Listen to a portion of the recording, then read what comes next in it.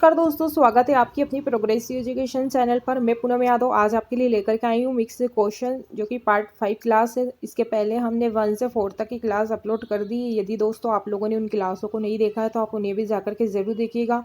और दोस्तों मैंने रीजनिंग के कई सारे टॉपिक बेसिक से पढ़ा दिए हैं। यदि आप रीजनिंग की प्लेलिस्ट में जाएंगे तो आपको कई सारे टॉपिक बेसिक से एकदम पढ़ाए हुए मिल जाएंगे, तो आप उन क्लासों को भी देख लीजिएगा।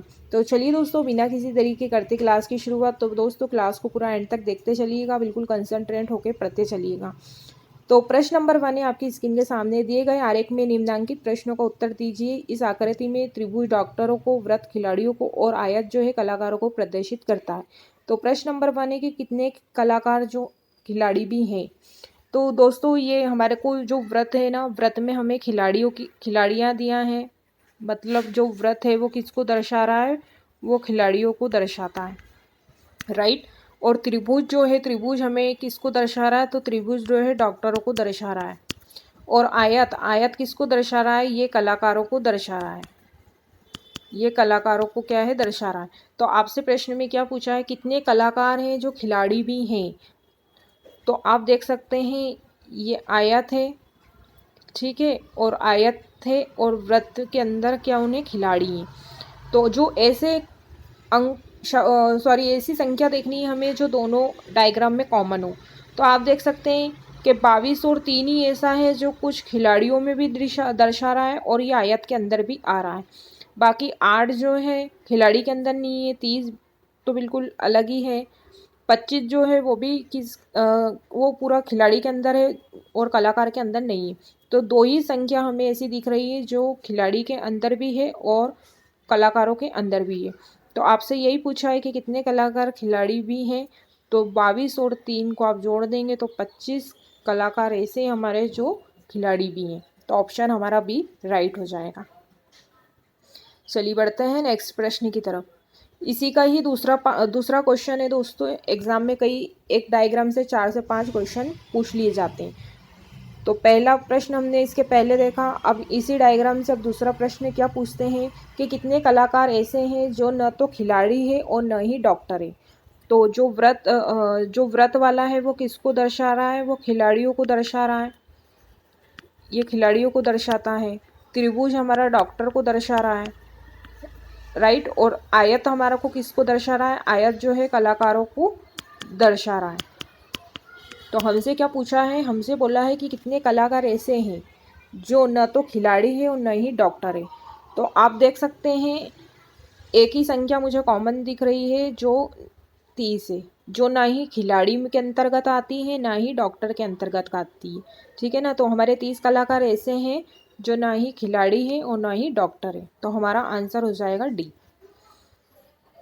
चलिए बढ़ते हैं नेक्स्ट प्रश्न की तरफ। प्रश्न नंबर 3, दिए गए प्रत्येक प्रश्न में 2 कथन दिए गए हैं जिनके बाद 2 निष्कर्ष हैं। तो दोनों कथनों के अनुसार कौन सा निष्कर्ष तर्कसंगत निकला जा सकता है। तो प्रश्न नंबर 3 में आपको कथन दिया है और निष्कर्ष दिया है। तो आपको बताना है कि ये जो ऑप्शन है इनमें से कौन सा कथन सही है। तो कथन दिया है हमें, कुछ खिलाड़ी गायक हैं और सभी गायक लंबे हैं। तो दोस्तों सबसे पहले तो इनका आपको डायग्राम अच्छे से बनाना है, इनका डायग्राम आपको अच्छे से बनाना आना चाहिए। तो हमसे क्या बोला है कि कुछ खिलाड़ी गायन है, तो हम तो पहले एक ये ले लेंगे और फिर एक और हम सर्कल ले लेंगे, क्योंकि हमसे क्या बोला है कि कुछ खिलाड़ी जो हैं, कुछ खिलाड़ी क्या है, गायन है। तो सबसे पहले तो मैं खिलाड़ी यहाँ पर लिख लूँगी। आपको ऐसे प्रश्नों में क्या है दोस्तों, आपको ऐसे प्रश्नों में डायग्राम अच्छे से बनाना है। तो हमसे बोला है कि कुछ खिलाड़ी जो है वो क्या है, गायन है।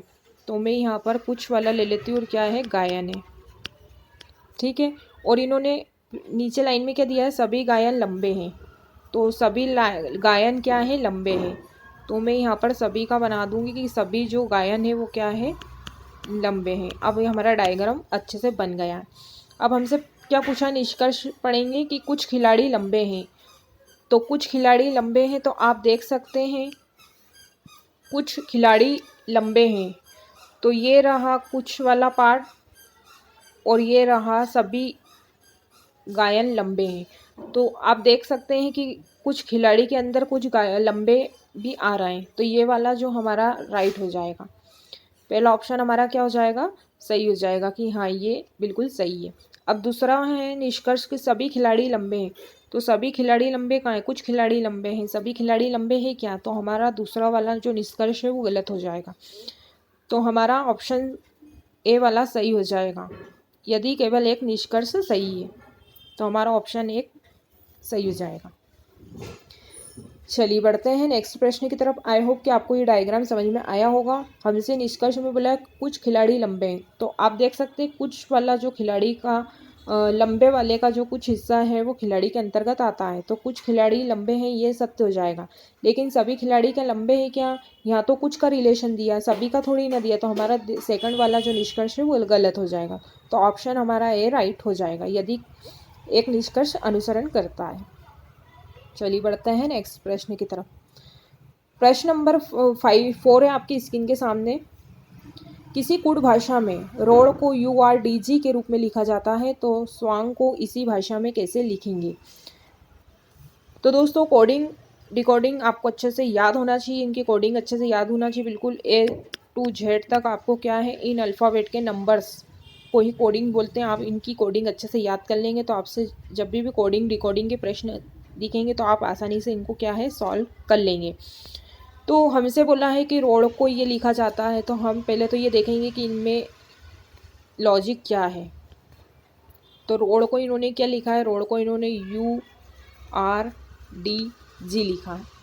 तो पहले तो हम ये देखेंगे कि इनमें क्या रिलेशन दिया है। तो R हमारा कितने पर आता है, R हमारा 18 पर आता है और O हमारा 15 पर आता है, ठीक है ना। ए जो हमारा 1 पर आता है और D हमारा कितने पर आता है, 4 पर आता है। ठीक, पहले तो हम इनकी कोडिंग देख लेते हैं कि कितने आगे नंबर बढ़े हैं। U हमारा 21 पर आता है, 18 पर R आता है और D हमारा कितने पर, 4 पर आता है और G हमारा 7 पर आता है। ठीक, तो आप देखिए कि 18 से संख्या 21 हो गई, मतलब कि कितना प्लस हो गया, 3 प्लस हो गया। 15 से 18 हो गया, इसमें भी 3 प्लस हुआ है। 1 से 4 हो गया, इसमें भी 3 प्लस हुआ है और 4 से 7 हो गया, मतलब इसमें भी 3 प्लस हुआ है। मतलब कि आप ये देख सकते हैं कि ये जो कोडिंग हमें दी है इसमें क्या है +3 हुआ है। तो जो लॉजिक हमें पहले वाले में लगा है वही हम स्वांग के संग में कर देंगे। तो आई होप कि आपको ये समझ में आया होगा। अब मैं इसको हटा देती हूँ। लॉजिक आप समझ गए हैं कि कैसे करना है। तो अब ऐसे ही जैसे हमने इनके संग हुआ है वैसे ही हम क्या है इनके संग भी ऐसा ही करेंगे। तो स्वांग दिया है हमको, तो एस कितने पर होता है, एक एस 19 पर होता है, ठीक है। डब्ल्यू हमारा 23 पर होता है, ए हमारा 1 पर होता है और एन हमारा कितने पर होता है, 14 पर होता है। तो बस 19 में जब आप 3 प्लस करेंगे तो कितना आएगा, तो 22 आएगा और 22 पर हमारा क्या होता है, वी होता है, ठीक। 23 में जब आप 3 प्लस करेंगे तो 26 होता है और 26 पर हमारा जेड होता है, ठीक। 1 में आप 3 प्लस करेंगे तो 4 और 4 पर हमारा डी होता है। ऐसे ही आप 14 में जब 3 जोड़ेंगे तो आपको 17 और 17 पर हमारा क्या आता है, क्यू आता है। तो आप देख सकते हैं कहीं आपको ऐसा ऑप्शन दिख रहा है क्या, वी जेड डी क्यू, तो ऑप्शन हमारा डी राइट हो जाएगा। तो ऑप्शन हमारा डी राइट हो जाएगा। चलिए बढ़ते हैं नेक्स्ट प्रश्न की तरफ। आई होप कि आपको समझ में आया होगा। बिल्कुल आप कंसंट्रेट होकर पढ़ते चलिए, देखते चलिए, हर एक चीज़ आपसे आसानी से बनते चलेगी। चलिए बढ़ते हैं नेक्स्ट प्रश्न की तरफ। ग्लूकोमीटर का रक्त शर्करा से है तो नाड़ी माप का संबंध किससे होगा। जो संबंध इधर है वही संबंध इधर भी किसी ना किसी से होगा। तो ग्लूकोमीटर का रक्त शर्करा से है तो नाड़ी माप से दोस्तों किसका संबंध होगा, तो नाड़ी माप से हम रक्तचाप को नापते हैं। तो हमारा आंसर हो जाएगा बी। चलिए प्रश्न नंबर 6 है आपकी स्क्रीन के सामने।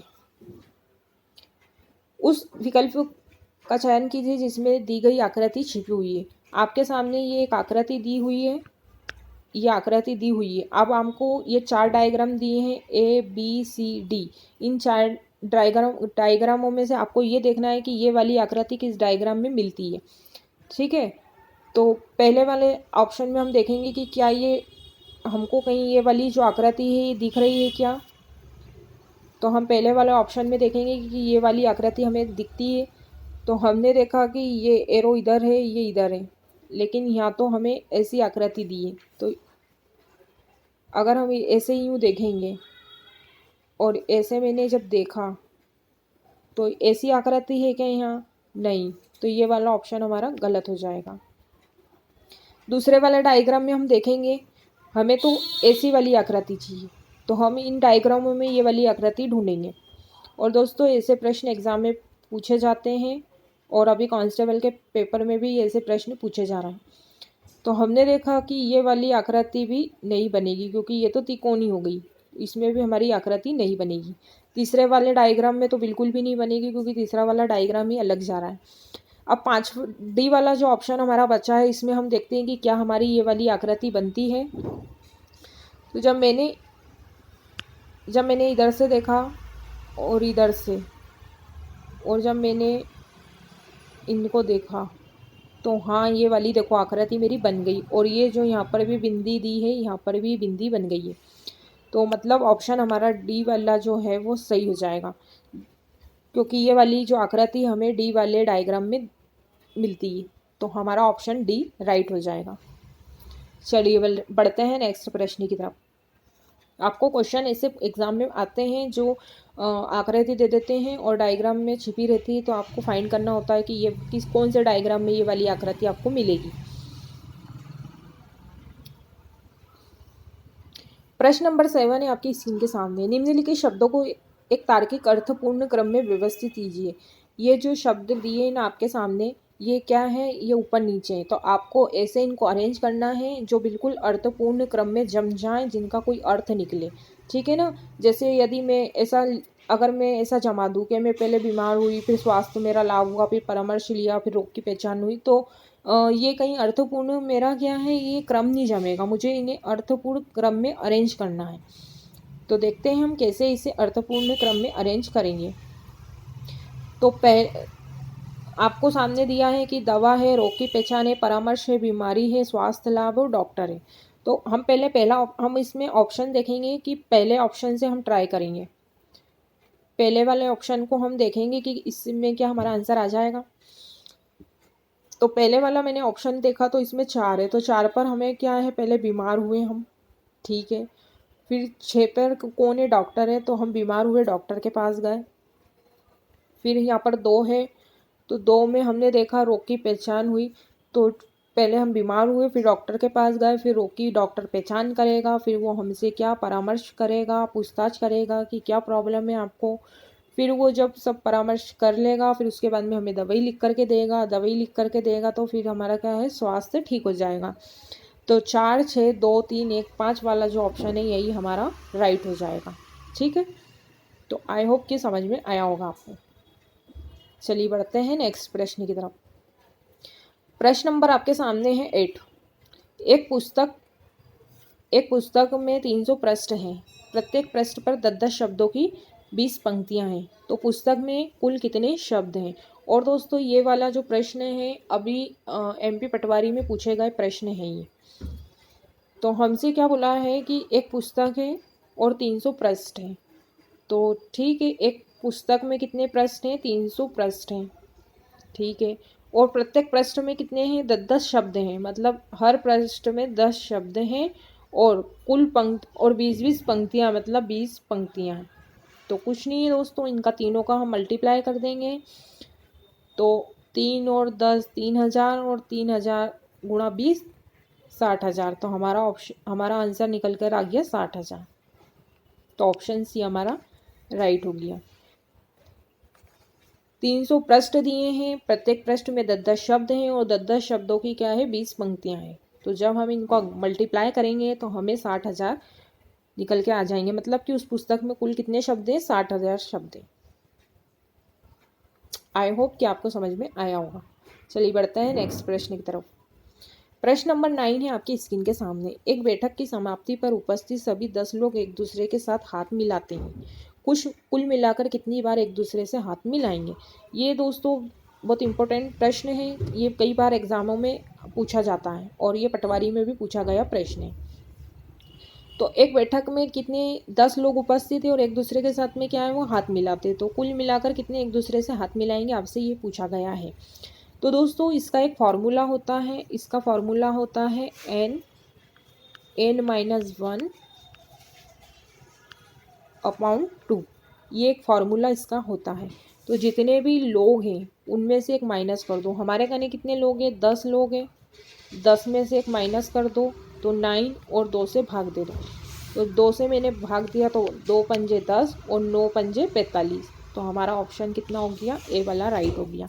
जब भी आपको एक दूसरे से हाथ मिलाने वाले क्वेश्चन आते हैं तो जितने नंबर थे उसमें से एक माइनस कर दो और अपॉन 2 करके भाग दे दो, तो हमारा आंसर सीधे आंसर आ जाएगा।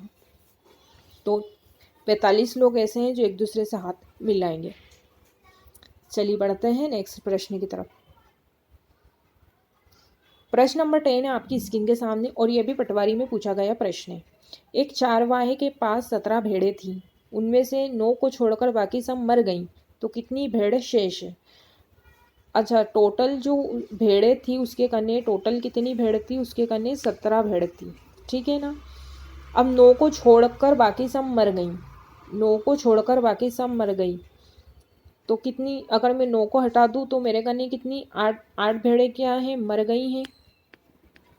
8 भेड़ क्या है दोस्तों मर गई। उन्होंने बोला है कि 9 को अगर छोड़ दें तो बाकी जो है सब मर गई, तो कितनी मर गई, 8 भेड़ मर गई। तो बची कितनी हमारे कने शेष 9 बची। तो उन्होंने भी यही पूछा है कि कितनी भेड़ें शेष है, तो 9 भेड़ें शेष है, तो हमारा आंसर हो जाएगा ए। तो आई होप कि आप लोगों को दोस्तों जितने भी प्रश्न हमने 10 प्रश्न किए हैं आप लोगों को अच्छे से समझ में आए होंगे।